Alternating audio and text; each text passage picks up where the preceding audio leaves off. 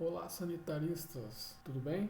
Aqui é o professor Gemael e hoje nós iremos seguir nossas videoaulas. Nós iremos ver dois tópicos: partes constituintes de um sistema de abastecimento de água, SAA, e vazões de dimensionamento. O objetivo da nossa aula de hoje é identificar as partes constituintes e compreender a função de cada uma e apresentar as equações de cálculo para a vazão de dimensionamento. Então, se você gosta desse tipo de conteúdo, por favor, se inscreva no canal, curta e compartilhe esse vídeo com quem você acha que precisa saber desses dois temas, tá bom? Então vamos para a aula. Basicamente, a primeira coisa, nós vamos falar das partes constituintes de um sistema de abastecimento. Então, primeiro vamos visualizar aqui em fotos algumas partes do sistema e depois a gente vai para um esquema que ficará melhor para ser visualizado. Então, basicamente, essa primeira foto, a gente tem aqui o manancial de um sistema. O manancial é normalmente onde nós vamos captar. Nós temos aqui o sistema de bombeamento, que normalmente está junto à captação. Nós temos aqui o reservatório de uma cidade. Nós temos aqui as tubulações, onde elas vão nas ruas e elas compõem a rede.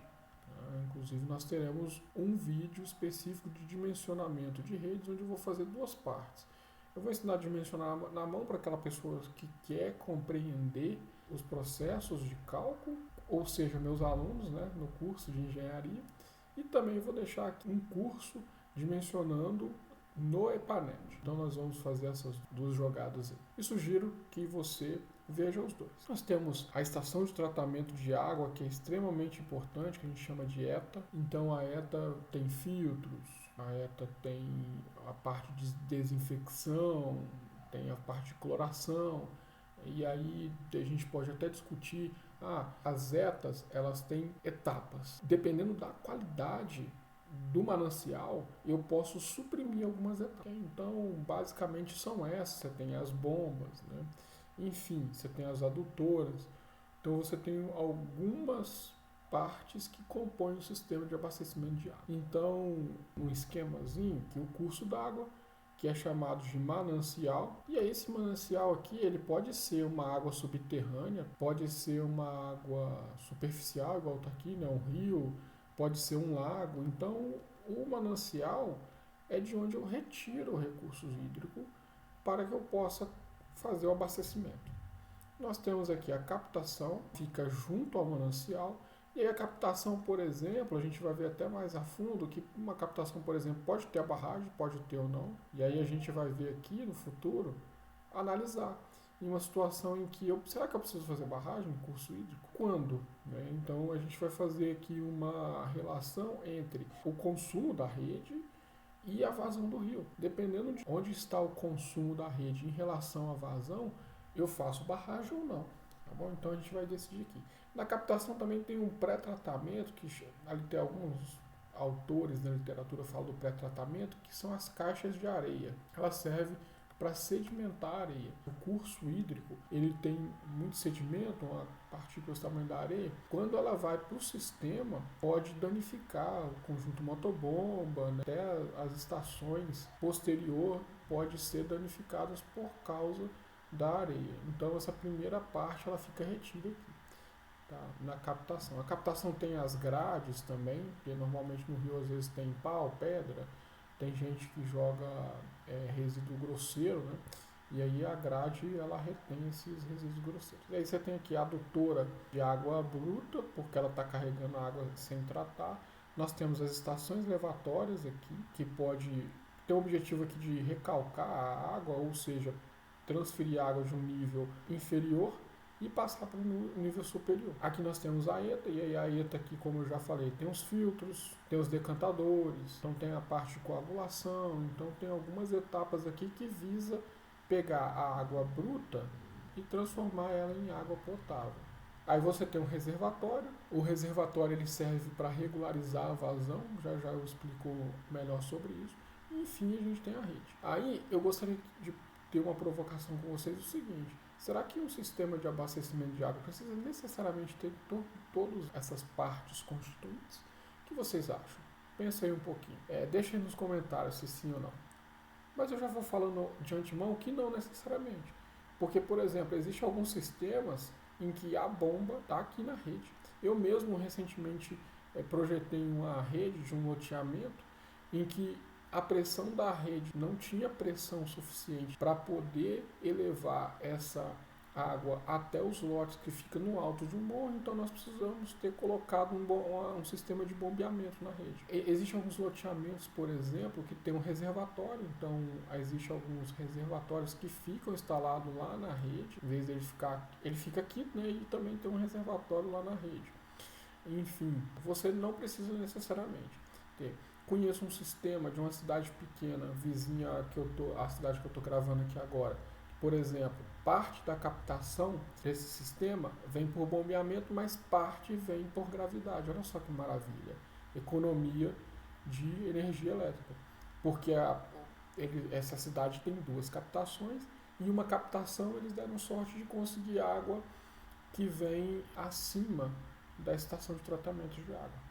Então eles conseguem não precisar de bomba todo o tempo. Então dá aqui um esquema bem simplificado das partes constituintes de um sistema de abastecimento. Agora nós iremos falar um pouquinho sobre as vazões de dimensionamento. Voltando aqui no slide anterior, se eu quero dimensionar, por exemplo, filtro que está aqui na estação de tratamento de água, qual seria a vazão que eu preciso para dimensionar? E aí, como que eu faço? Então você tem algumas formas de se calcular as vazões de dimensionamento. Tudo que você for calcular da captação, beleza, até a ETA, inclusive a ETA, você vai usar essa forma aqui que é o Q1. Voltar lá no slide anterior, da captação, qualquer coisa que você vai dimensionar, da captação até a estação de tratamento de água, você usa aquela vazão que a gente está chamando de Q1. Então eu vou dimensionar, por exemplo, essa bomba aqui, ó, ou a sucção da bomba, eu vou utilizar aquela vazão Q1. E aí, essa vazão Q1, ela tem essas seguintes variáveis aqui.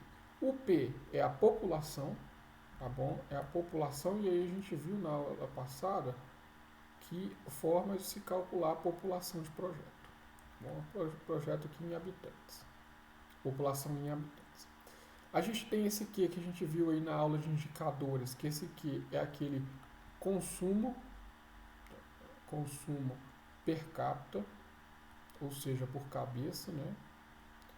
A gente tem esse K1 aqui, que é o coeficiente do dia de maior consumo, e aí eu disse até que a NBR diz o seguinte, olha, esse K1 aqui é igual a 1,2.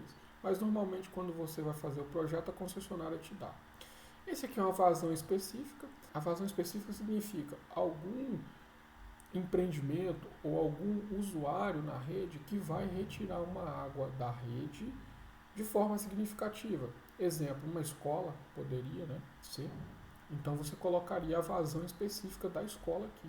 Ou uma indústria que tem num ponto da rede. Então, por exemplo, você poderia colocar como sendo essa vazão específica. Esse eta é o coeficiente da eta. Normalmente, esse coeficiente aqui é um valor entre 1 a 5% que serve de consumo da eta. O que significa isso? Parte da água que eu capto do rio, eu vou precisar de fazer manutenção da eta. Lavar filtro, lavar decantador, esse tipo de coisa. Então, eu preciso considerar esse coeficiente. Eu preciso considerar essa vazão. Então, aqui na realidade, quando você faz o cálculo, né, você tem que acrescentar esse valor. Então, por exemplo, se eu considero que a ETA eu vou usar 3%, então esse C da ETA aqui vale 1,03. Né, porque é 3%. Então, tem que acrescentar 3%. Então, por isso que eu coloco um ponto. Então, qualquer coisa que você vai dimensionar entre a ETA e o reservatório, você vai utilizar o Q2. Praticamente a mesma forma, a única coisa que saiu que foi o coeficiente da ETA. Evidente. A ETA já passou, então não precisa desse coeficiente de novo. Beleza? Então, vamos voltar aqui. Qualquer coisa que eu for dimensionar, então, entre a ETA até o reservatório, eu vou utilizar o Q2. E aí eu já vou adiantar que qualquer coisa que eu for dimensionar entre o reservatório e a rede, eu vou usar o Q3. a vazão 3. Eu já mostro aqui. Então essa aqui é a vazão Q2, a única coisa que saiu ali foi o coeficiente da ETA. O Q3 é praticamente o Q2, Q2 é essa parte aqui, né? Aqui.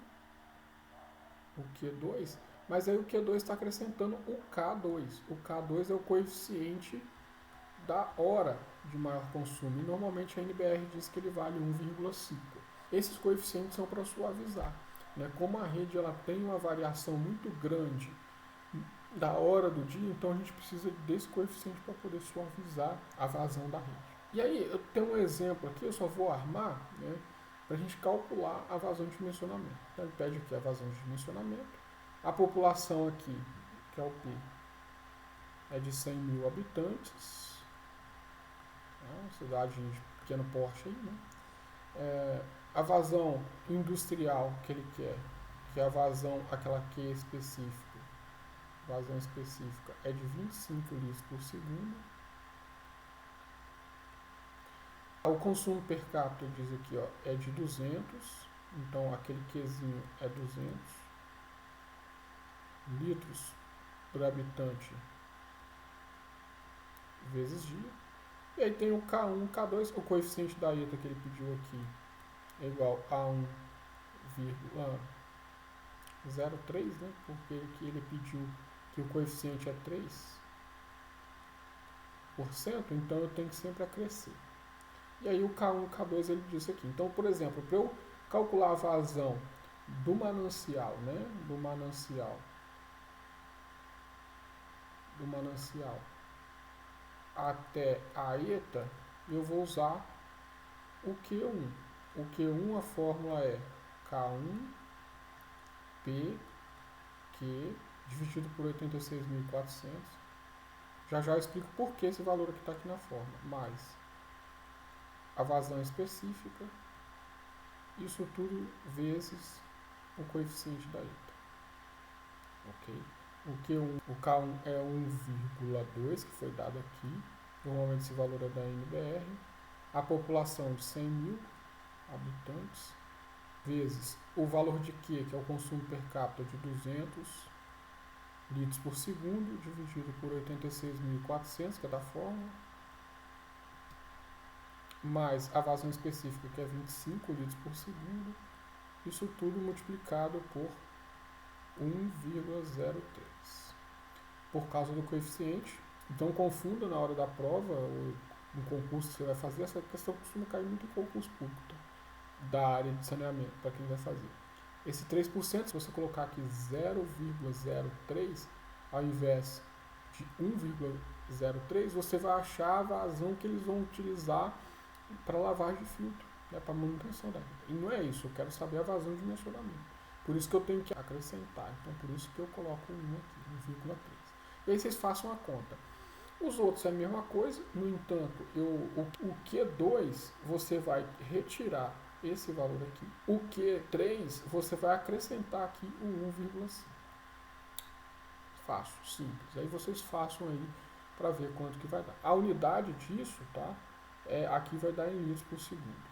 E afinal, por que esse 86.400, gente? Por que esse valor aqui da fórmula? É simples. Essa unidade aqui está em dia. Concorda comigo? E aí, a vazão que sai do Q1 é dada em litros por segundo. A unidade daqui é litros por segundo. Então a gente tem um problema aqui, ó, porque aqui está em dia e aqui sai em segundos. Então a gente teria que transformar dia para segundo. Então a fórmula já está esse coeficiente de conversão, que é esse 86.400 aqui. Esse coeficiente aqui de 86.400 é para transformar dia para segundo. Um dia tem 86.400 segundos. É isso. Eu espero que essa aula tenha sido proveitosa para você. Aguardo nos próximos vídeos. Até a próxima.